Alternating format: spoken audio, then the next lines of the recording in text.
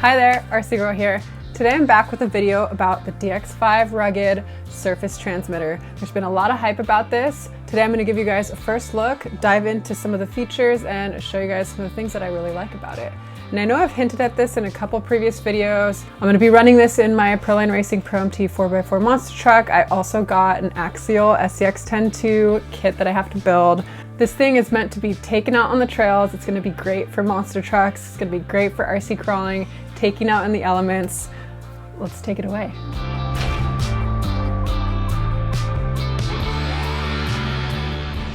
First, let's go over some of the external features. And if you're like me, when you're crawling specifically, juggling batteries, transmitter, your car, thinking about, I don't know, whatever you think about on the trail, sometimes you drop your transmitter. It has this rubber siding around the full transmitter.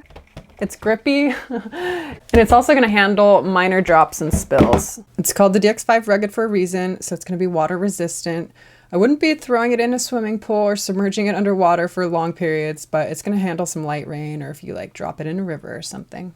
It also has one-handed steering, so you can use the full throw of the wheel using just one hand. People have been doing mods for this, but they incorporated this into the design of the transmitter itself. Kind of cool. So that's great for people that only have one hand, but also great for if you're trying to video your rig on the trail, take photos, I don't know, hold someone's hand while you're driving.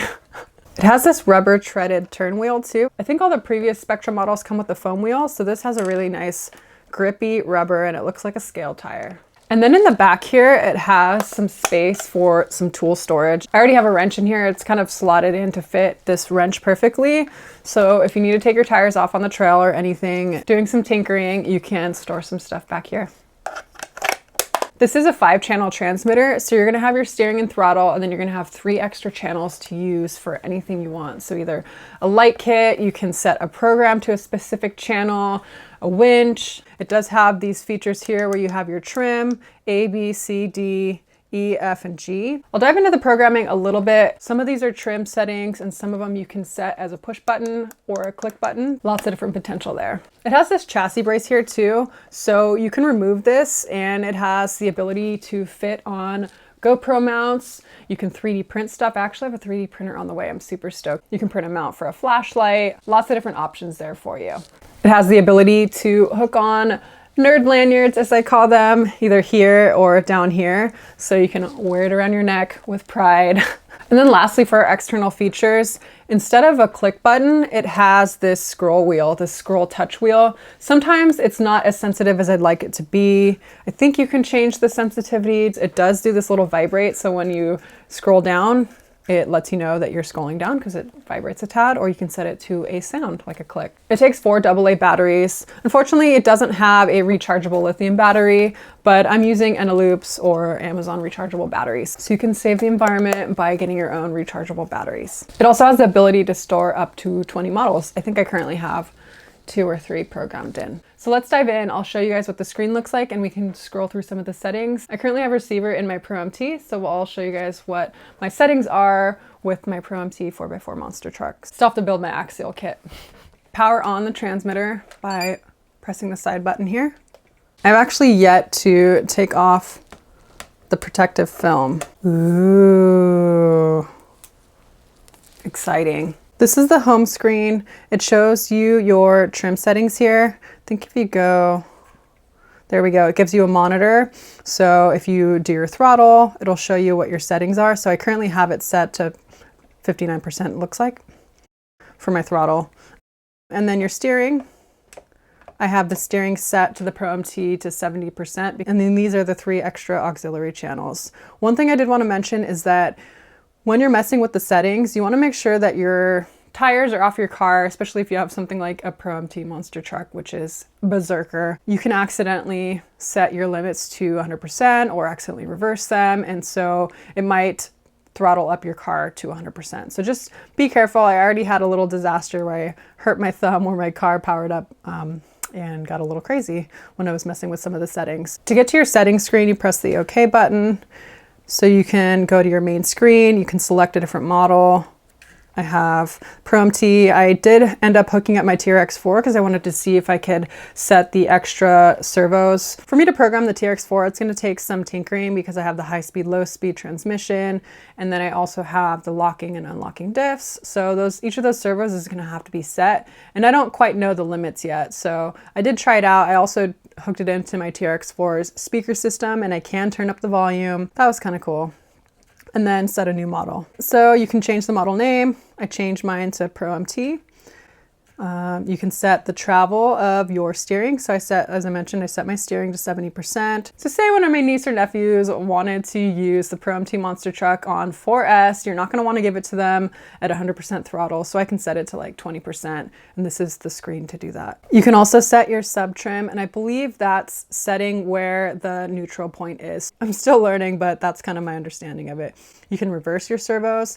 So I actually had my Pro-MT servo upside down, so I had to reverse the steering so it would turn properly. You can also reverse any of the other channels as well. And then next we have our rates. It allows you to reduce the travel of either your steering, your throttle, or your braking using a trimmer button. So I have it set to C, and then that means that I'm gonna use button C to adjust my steering. See if you can see it's going down. So another feature is the override. This is going to be really useful for people that are racing. So you can set it to a button. I have it set to switch F. And so it's going to take my steering from whatever rate it's at, and it's going to set it to another rate if you hold down that button. So it allows you, if you crash, for example, during a race, it'll give you maximum throw of your steering or whatever you set it to be able to turn out of a crash. Next we have Expo.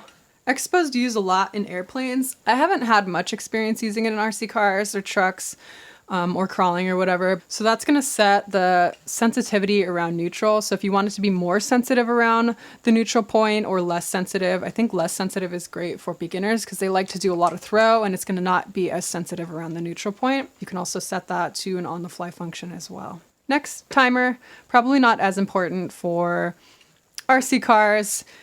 RC planes specifically, if your battery dies, your plane's gonna fall out of the air or, put it to lower power.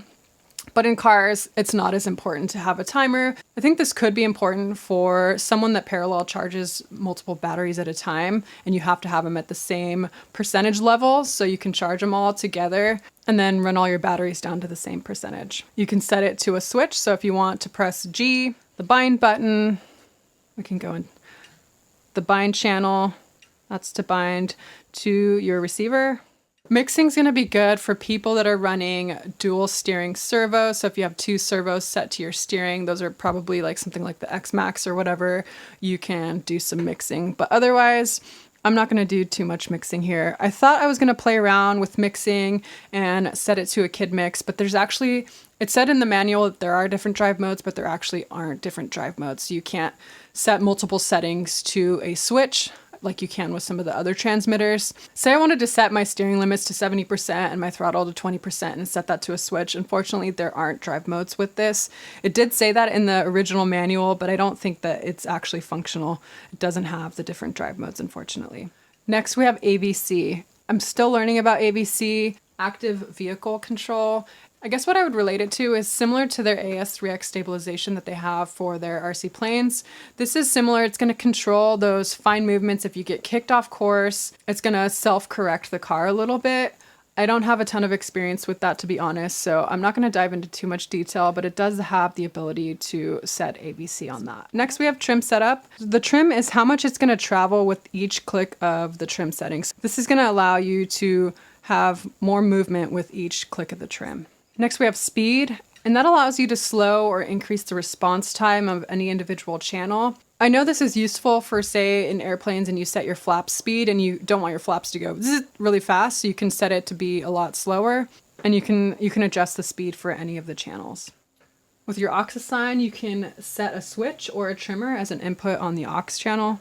So here we can play around with that, aux 1, aux 2, and then you select inhibit, or you can set it linear, so it'll go 1, 2, 3, 4, 5, 6, 7, 8. That could be like the light brightness, your winch going in or out. You can set how many steps. You can also have it a 3-position switch, or you can have it be cyclical. It also has telemetry capabilities. The receiver it comes with, I don't believe is telemetry capable. You can get a GPS module. You can also get temperature. You can get your velocity, a bunch of different ones. They're all empty now because I don't have any set up, but it is telemetry capable. Your settings is going to be your display.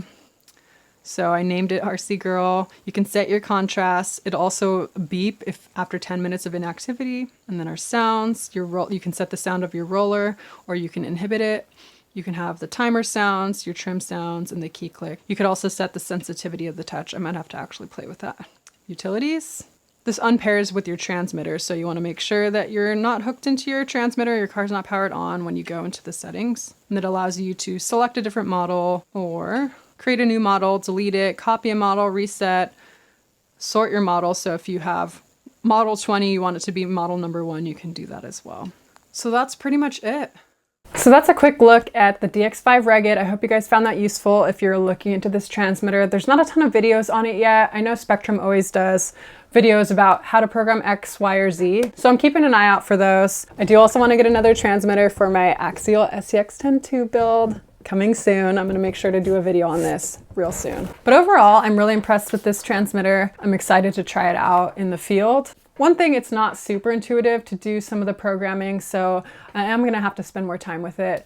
And then it doesn't have a backlit display, unfortunately. That'd be kind of cool if you're outside doing some night crawling and whatnot. So bummer there, but overall, I'm really satisfied with the DX5 Rugged. It's going to be a cool transmitter to take out into the elements. If you guys have any questions about this, shoot me a comment below. Happy to answer the ones that I can answer and not answer the ones that I can't. As I learn more, I would love to share more information about it. Hope you guys found that video useful. Looking forward to sharing more videos with you guys. Make sure to like and subscribe as always. Or see you later.